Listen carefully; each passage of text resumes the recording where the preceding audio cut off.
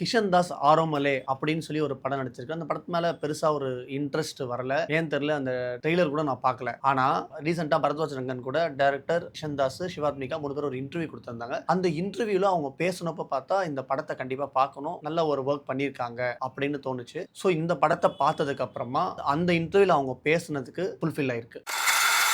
வணக்கம் சினிஃபைல்ஸ். இன்னைக்கு நம்ம பார்க்க போற படத்தோட review Aaromaley, directed by Sarang Thiyagu, starring Kishen Das, Shivathmika Rajashekar, Arshad Khan, VTV Ganesh. இந்த படம் நம்ம யூசுவலா பார்த்த ஒரு ஓவர் டிராமாட்டிக் லவ் ஸ்டோரியா இல்லாம ஒரு சிம்பிளா, வார்மா, no slow motions, no background music vibe அதெல்லாம் இல்லாம ஒரு லவ் ஸ்டோரியா வந்திருக்கு. இந்த படத்தோட கதை என்னன்னா, இந்த படத்துல வர ஹீரோ தமிழ் சினிமால வந்த ஓவர் டிராமாட்டிக் லவ் ஸ்டோரிஸா பார்த்து நம்மளும் இந்த மாதிரி லவ் பண்ணணும், இந்த மாதிரி செட்டில் ஆகணும் அப்படின்னு சொல்லி ஒரு எய்மோடவே இருக்கான். ஆனா அவனுக்கு அந்த மாதிரி எந்த ஒரு லவ்மே செட் ஆகாம போக, அவன் லைஃப்ல சினிமால வர லவ் வேற, ரியல் லைஃப் லவ் வேற அப்படின்னு சொல்லி அவன் அண்டர்ஸ்டாண்ட் ஆகிறது தான் இந்த படத்தோட கதை. இந்த படத்துல கிஷன் தாஸ் அஜித் என்ற கேரக்டர் ப்ளே பண்ணியிருக்காரு. சிவாத்மிகா அஞ்சலி என்ற கேரக்டர் ப்ளே பண்ணியிருக்காங்க. ரெண்டு பேருமே ஒரு மேட்ச் பிக்சிங் கம்பெனில ஒர்க் பண்றாங்க. அஜித்தோட கேரக்டர் லவ் பிலீவ் பண்ற கேரக்டர், சிவாத்மிகாவோட கேரக்டர் இதுக்கு டோட்டல் ஆப்போசிட்டா பிராக்டிகலா இருக்கிற கேரக்டர். இந்த ரெண்டு ஆப்போசிட்டான கேரக்டரும் மீட் ஆனதுக்கு அப்புறமா என்ன நடக்குது, அவங்களுக்குள்ள எப்படி லவ் கிரியேட் ஆகுது, அவங்களுக்கு நடக்கிற கான்ஃபிளிக்ட் என்ன, அவங்களோட பிரச்சனை என்ன, இதுதான் இந்த படத்தோட கதை. இந்த படத்துல பெர்ஃபார்மன்ஸா கிஷன் தாஸ், சிவாத்மிகா, அர்ஷத் கான் எல்லாருமே சூப்பரா பண்ணியிருக்காங்க. கிஷன் தாஸோட பெர்ஃபார்மன்ஸ் இந்த படத்துல ரொம்ப நல்லா இருக்கு. ஒரு பாய் டு மேன் டிரான்ஸ்ஃபர்மேஷன் ரொம்ப சூப்பரா இருக்கு. ஸ்கூல்,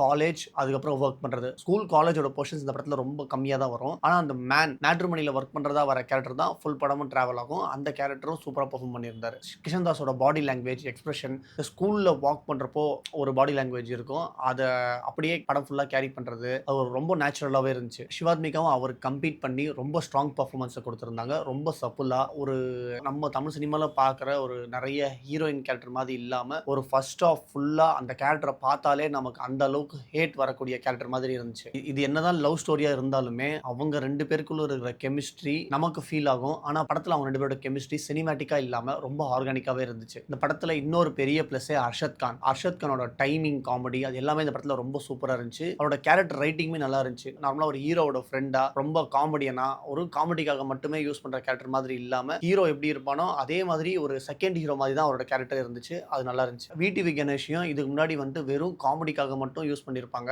ஆனா இந்த படத்துல விடிவி கணேஷ்க்கு ஒரு பேக்ரவுண்ட் ஸ்டோரி வச்சு அந்த ஸ்டோரியும் அந்த ஸ்டோரிக்கான ரைட்டிங்கும் ரொம்ப நல்லா இருந்துச்சு. அந்த ஸ்டோரியும் அந்த ஸ்டோரிக்கான ரைட்டிங்கும் அந்த ஸ்டோரி எப்படி இந்த படத்துக்கு ஹெல்ப் பண்றது அதை பிளேஸ் பண்ணியிருந்தது ரொம்ப சூப்பரா இருந்துச்சு. இந்த படத்தோட டைரக்டர் கௌதம் மேனனோட அசிஸ்டன்ட். ஸோ படத்தோட ஓப்பனிங்ல பார்க்குறப்போ ஒரு ஜிவிஎம் படம் பார்க்குற மாதிரியே அப்படியே ஃபீல் ஆனாலுமே அதை சேஞ்ச் பண்ணி சூப்பரா பண்ணியிருந்தாரு. இது ஒரு படத்தோட மேக்கிங்காகவும் ரைட்டிங்காகவும் ஆர்டிஸ்ட்லேருந்து பெர்ஃபார்மன்ஸை வாங்கி அந்த பெர்ஃபார்மன்ஸ் ரொம்ப சூப்பராக வந்திருக்கிறத பார்க்குறப்போ இது ஒரு டெபியூட் டைரக்டருக்கான படம் மாதிரியே தெரியல. ஒரு மெச்சூர்டான ஒரு ஃபிலிம் மேக்கரான மூவி மாதிரியே இருந்துச்சு. இது வரைக்கும் மேட்ரிமோனியை பேஸ்டாக வச்சு ஒன்று ரெண்டு படத்தில் வந்திருக்கோம். ஆனால் டீட்டெயிலாக பேசியிருக்க மாட்டாங்க. இந்த படத்தில் ஓரளவுக்கு அது டீட்டெயிலாக பேசியிருந்தாங்க. ஆனால் அதை இன்னும் கொஞ்சம் டீட்டெயிலாக பேசியிருந்தா இன்னும் இன்ட்ரெஸ்டிங்காகவே இருந்திருக்கும். சித்துக்குமாரோட மியூசிக், கௌதம் ராஜேந்திரோட சினிமாட்டோகிராஃபி அண்ட் எடிட்டிங் எல்லாமே கிளீனாக பர்ஃபெக்டாக இருந்துச்சு. ஓவராலாக இந்த படம் பார்த்து முடிக்கிறப்போ எனக்கு ஃபீல் குட்டாகவும் கம்ஃபர்டபுளாகவே இருந்துச்சு. பெருசா டிராக் ஆன மாதிரி ஃபீல் ஆகல. படம் பார்க்கும்போது பிரீஸியா ஒரு கம்ஃபர்டிங் ஃபீலாவே இருந்துச்சு. படத்துல வர கேரக்டர்ஸ் எல்லாமே ரிலேட்டபிளா அவங்களோட பெர்ஃபார்மன்ஸுமே நமக்கு கிரவுண்டடா இருந்துச்சு. கிஷன் சிவாத்மிகாவோட கெமிஸ்ட்ரி, அர்ஷத் கானோட ஒன்லைனர், விடிவி கணேஷோட ஸ்டோரி, சந்தான பாரதியோட காமெடி இது எல்லாமே இந்த படத்துக்கு ஒரு பெரிய பாசிட்டிவ்ஸ். இந்த படத்தோட நெகட்டிவ்ஸ், படத்தோட ஸ்டோரி பெருசா புதுசா இல்ல.